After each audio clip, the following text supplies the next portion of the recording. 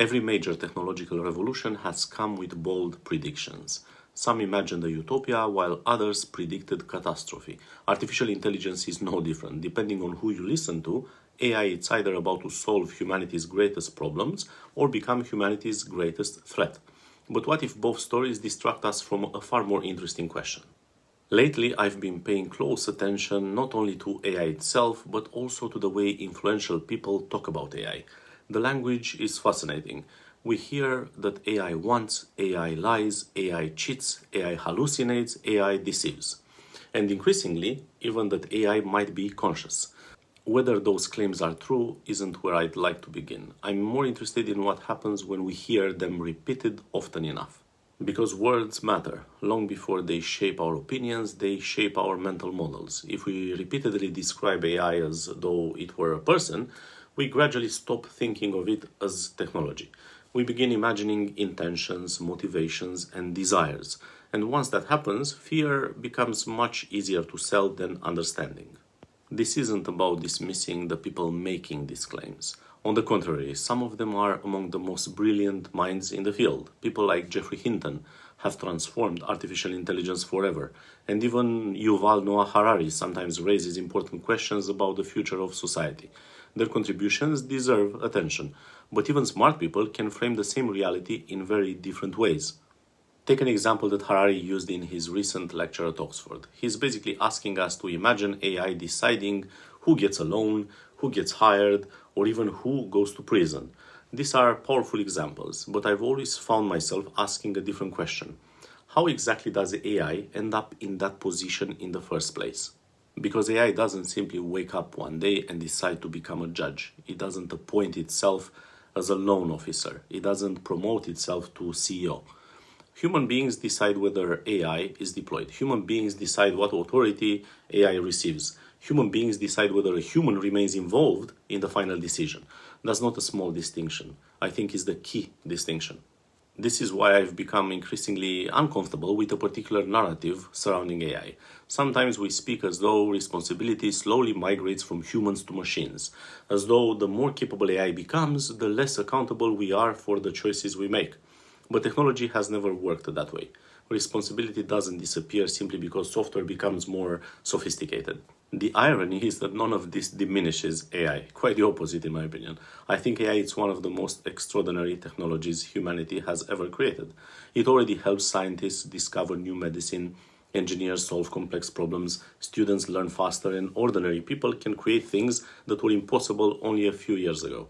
We don't need to exaggerate its capabilities to appreciate how remarkable it already is. I want to provide at least one example in this video of a well-known thinker that I believe makes a lot of sense.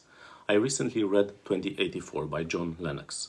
I think Lennox recognizes AI's enormous potential while encouraging his readers to ask all the right questions.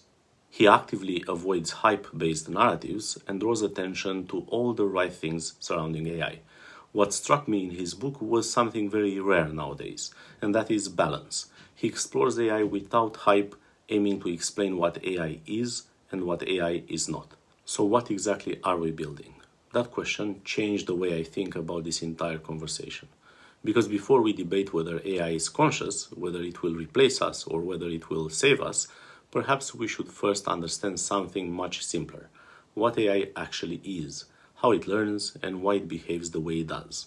Before we can have an honest conversation about AI, we need to understand, at least at a high level, what it actually is. Because the more mysterious AI seems, the easier it becomes to project onto it qualities it doesn't possess.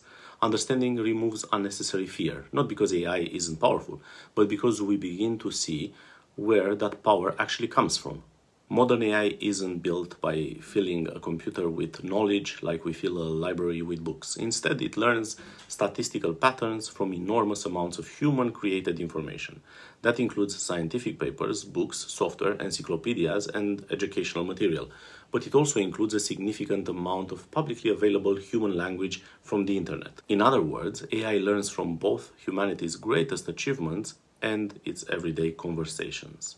Here is an analogy I find helpful. Imagine you could listen to billions of conversations over many years. Eventually, without anyone explicitly teaching you grammar, you would begin to recognize patterns. You'd know which words usually follow others, which ideas tend to appear together, which explanations sound convincing. That's remarkably similar to how today's large language models learn. But here is the important part. AI doesn't remember those conversations like a person remembers a story. During training, it gradually adjusts billions, and in some models even trillions, of tiny numerical values called weights. You can think of this as microscopic dials that are constantly adjusted until the model becomes better and better at recognizing patterns in human language. Those weights don't contain opinions, they don't contain beliefs, they don't contain consciousness, they don't even contain facts in the way we usually think about facts. They simply encode relationships and patterns. That's why AI sometimes produces astonishingly insightful answers and other times complete nonsense. It isn't reasoning like a human being. It's navigating an extraordinarily complex landscape of learned statistical relationships. This is also why training data matters so much. AI doesn't choose the world it learns from. We choose it. If the training data contains rigorous scientific reasoning, those patterns become part of the model. If it contains thoughtful philosophy, those patterns become part of the model too. But if it also contains sensationalism, tribalism, manipulation, and superficial engagement, those statistical patterns become part of the model as well. This is where I think the discussion around John Lennox and his book becomes especially interesting. Drawing on the work of Iain McGilchrist, he raises the possibility that much of modern culture increasingly rewards a narrower way of engaging with the world, one that prioritizes speed over reflection, reaction over contemplation, and efficiency over wisdom. Whether you fully agree with that diagnosis or not, it's worth asking what happens when AI learns from a digital culture shaped by those exact incentives. To be clear, for those familiar with the work of Iain McGilchrist, this isn't about AI somehow developing the left hemisphere of the brain. AI doesn't have a brain. The point is much simpler. If certain patterns dominate the data, those patterns become statistically easier for the model to reproduce. AI reflects whichever behaviors, priorities, and ways of thinking appear most consistently in the material we expose it to. In that sense, AI is less like an alien intelligence and more like a mirror. Not a perfect mirror, but a remarkably sophisticated one. It reflects humanity's knowledge, our creativity, our humor, our curiosity, but also our biases, our conflicts, and our distractions, and sometimes even our worst habits. If we don't like part of what we see in that reflection, perhaps the first question shouldn't be what's wrong with AI, perhaps it should be what patterns have we collectively enabled AI to learn. But understanding how AI learns, it's only part of the story. Learning patterns doesn't automatically mean acting on them. Between a model producing an answer and an AI system making a real-world decision, there are many layers of human design. And I think this is one of the most misunderstood parts of the entire AI conversation. One of the biggest misconceptions about AI is that people often talk about it as though the model itself is making decisions. But a language model sitting on a server doesn't decide anything. It doesn't wake up, it doesn't choose a job, it doesn't decide to become a doctor, a lawyer, or a judge. Someone has built a system around it and decided exactly how it will be used. This is what software engineers may call orchestration. In practice, an AI system is rarely just one model answering questions. It's often an entire workflow designed by humans. One component retrieves information, another analyzes it, another checks confidence, and another applies business rules, perhaps. Another one may log the decisions. Sometimes another model reviews the first one, and sometimes a human reviews all of them. You can actually think of it like an orchestra. The AI model isn't the conductor. It's one of the musicians. The conductor is the system designed by engineers, the rules, the safeguards, the workflow, and the people who decide how every piece fits together. That's why two companies can use exactly the same AI model and end up with completely different products and completely different levels of risk. This is also where the phrase human in the loop becomes so important. In many of the most successful AI systems today, AI doesn't replace human judgment. It enhances it. The AI processes far more information than any one person could analyze alone, but the human remains responsible for interpreting that information and making the final decision. Let's take banking as an example. AI can analyze millions of transactions in real time and identify patterns that may indicate fraud. That's exactly the kind of task AI excels at. But freezing someone's bank account, accusing someone of fraud, or closing an account entirely carries ethical and legal consequences. Those decisions deserve human accountability, even when AI provides valuable evidence. You may already be noticing something quite interesting. In this example, AI isn't becoming less useful because a human stays involved. Quite the opposite. AI is doing what machines do best, processing enormous amounts of data quickly. Humans are doing what they do best, exercising their judgment, considering context, and taking responsibility for the consequences. This is why I perhaps sometimes struggle with statements suggesting that AI will one day decide who gets a loan, who goes to prison, or who receives medical treatment. Strictly speaking, AI doesn't decide these things. Humans decide to build systems in which AI influences, or in some cases automates, those decisions. That's an important distinction because responsibility doesn't disappear when software enters the scene. In fact, I would argue that the more powerful AI becomes, the more important human responsibility becomes, not less. Building increasingly capable systems doesn't reduce our obligation to think carefully about where they should and shouldn't be used. If anything, it increases it. This is also why I think we should be very careful with the language we use. When we say AI denied someone a loan, we are describing the outcome in a way that can unintentionally hide the human decisions behind that. A more accurate statement might be people designed a system that allowed AI to influence that decision. That may sound like a subtle difference, but ethically, it's enormous. None of this means AI is harmless. Powerful tools deserve careful oversight precisely because they are powerful. But I worry that some public conversations unintentionally shift accountability away from the organizations and individuals deploying the systems and towards the AI. Machines don't decide how much authority they receive. We do. And perhaps that is the deeper question running through this entire discussion. Maybe the future of AI depends less on whether machines become more intelligent and more on whether we remain willing to take responsibility for the intelligence we've already created. And I think at this point we can return to one of the questions John Lennox raises in 2084. And of course I'm paraphrasing here. Not will AI become human, but rather what aspects of humanity are we teaching AI to reflect? I think that's a far more interesting and far more important question. As mentioned earlier in the video, Lennox is drawing on the work of neuroscientist Iain McGilchrist, who argues that the two hemispheres of the brain attend to the world differently. Very broadly speaking, one tends to analyze, categorize, and optimize, while the other pays attention to context, relationships, and meaning. His point isn't that one hemisphere is good and the other is bad. We need both. The danger comes when one begins to dominate the other. Whether or not you agree with McGilchrist's theory in every detail, look at the world we've built online. Social media often rewards speed over reflection, certainty over curiosity, outrage over understanding, instant reaction over careful thought. Those aren't universal truths, but they are strong incentives that shape much of our digital culture. Now connect that back to AI. If a meaningful portion of the data we use to train AI comes from a digital environment shaped by those incentives, then those patterns naturally become easier for AI to reproduce. Not because AI has become cynical, manipulative, or superficial, but because statistically, that's what appears frequently in the data we gave it.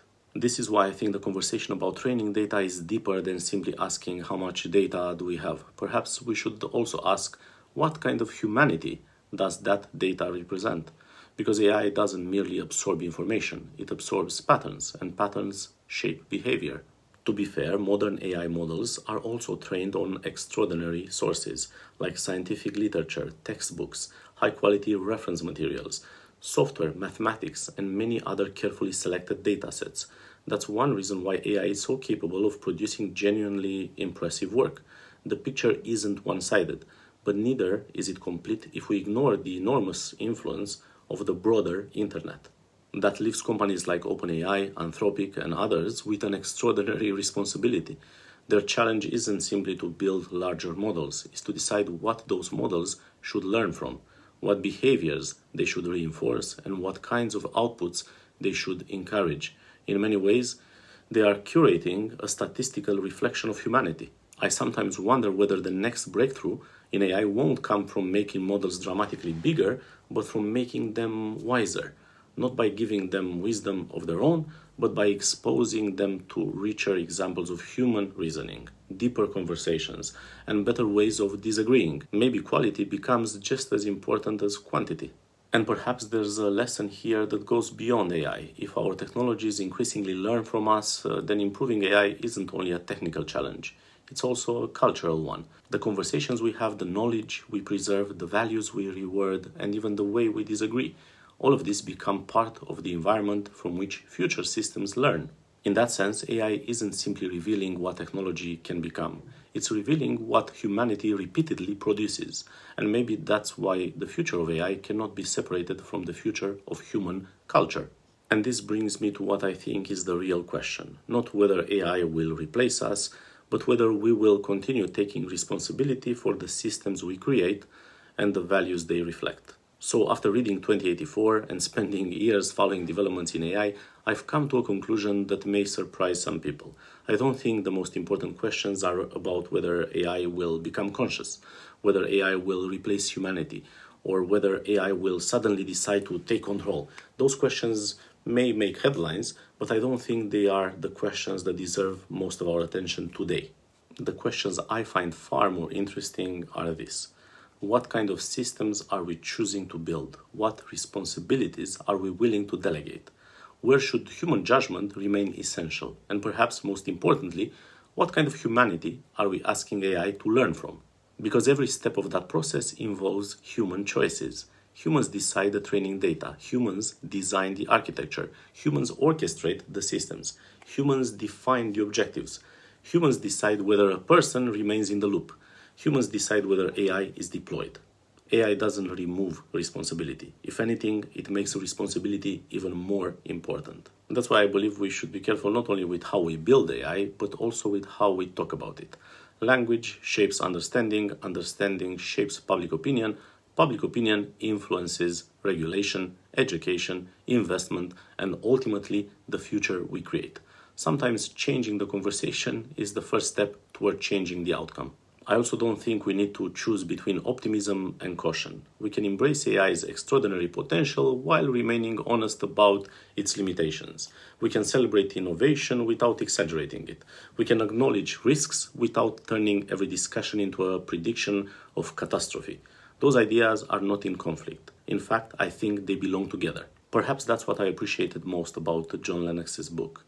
It reminded me that clarity is more valuable than certainty.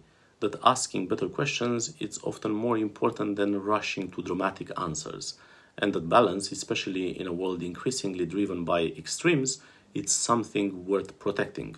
If there's one idea I'd like you to take away from this video, is this. AI is not an independent force acting upon humanity. AI is a reflection of countless human decisions. The data we choose, the systems we build, the authority we delegate. The responsibility we accept or avoid, those choices remain ours. Thank you for watching.